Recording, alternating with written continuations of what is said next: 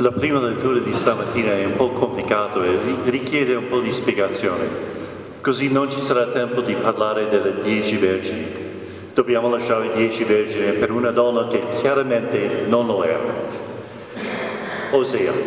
Osea ha sposato una donna che si chiamava Gomer. E Gomer era o una prostituta sacra, una donna di strada, una moglie che facilmente ha dimenticato le sue promesse matrimoniali, non si sa. Però Osea continuava di amare Gomer per quanto lo ha tradito. Infatti, tante volte ha cercato di farla ritornare a lui. E pian piano Osea ha intuito che il rapporto tra lui e Gomer era un parallelo al rapporto tra Dio e Israele. Che Dio ha voluto l'amore di Israele, però lo ha tradito tante volte. Dio ha mandato profeti e loro li hanno bastonati, uccisi. Sembrava che non c'era niente da fare. Però Dio ha deciso di fare un ultimo tentativo, di riformare questa alleanza.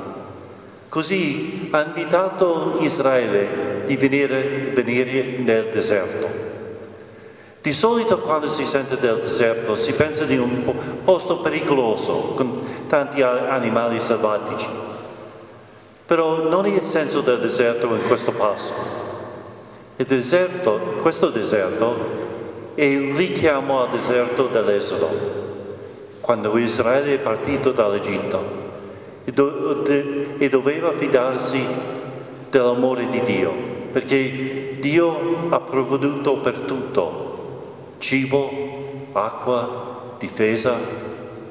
E in un certo senso, col tempo del deserto, era il primo momento in cui Israele si è innamorato di Dio, un tipo di luna di miele.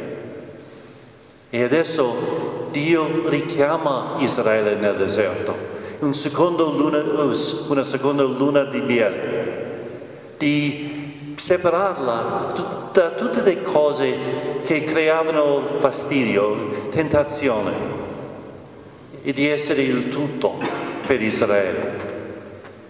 Questo è un senso, è l'invito che ha ricevuto Suor Teresa Benedetta, di primo entrare nel monastero dei Carmelitani e poi entrare nel deserto del campo di concentramento.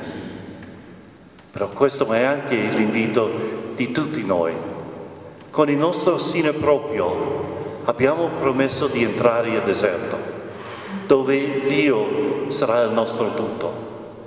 Però come qualsiasi deserto ci crea un po' di preoccupazione.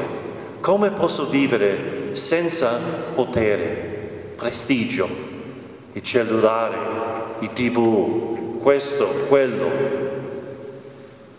Però lo stesso, quello che ci ama sta nel deserto e ci invita di venire a Lui per essere il nostro tutto. Come Francesco ha detto, mio Dio e mio tutto. Adesso per celebrare questo invito e per dare un tipo di risposta, una risposta a questo, dopo la predica in inglese canteremo il numero 88, primo in spagnolo e poi in italiano. È un consiglio dato da un'altra carmelitana come una risposta a questo invito. Our first reading today from Hosea is a bit complicated and it's going to take a little bit of explanation. So I'm going to skip the parable of the 10 virgins. We're going to have to leave these 10 virgins for another day and deal with a woman who clearly was not a virgin.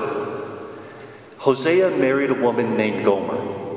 And Gomer was either a sacred prostitute or a woman of the streets, or she was simply a woman, a wife, who easily forgot her matrimonial promises. We're not sure what she was. But Hosea continued to love Gomer. He never gave up on her. He continuously forgave her, called her back. But nothing he did worked. And slowly Hosea realized that his relationship with Gomer was an awful lot like God's relationship with Israel. That God had made a promise of love, a covenant with Israel, but she continuously betrayed it. And he sent prophets to call them back to fidelity, but she rejected them, killed them. Was it all over? Well, God would make one last attempt. He would invite Israel into the desert. Now, usually when we think of desert, it's a place of wild animals and danger. But that's not the sense of the desert in this passage. In this passage, the desert is a reminder of the desert of the Exodus, where God cared for the people of Israel. He gave them food, water, protection. And in a sense, that's where they first fell in love. That's where they made their covenant. It was a type of honeymoon. And so now God is calling Israel to a second honeymoon, to remove all of the distractions, all of the things that led her away from fidelity, so that she might fall in love again.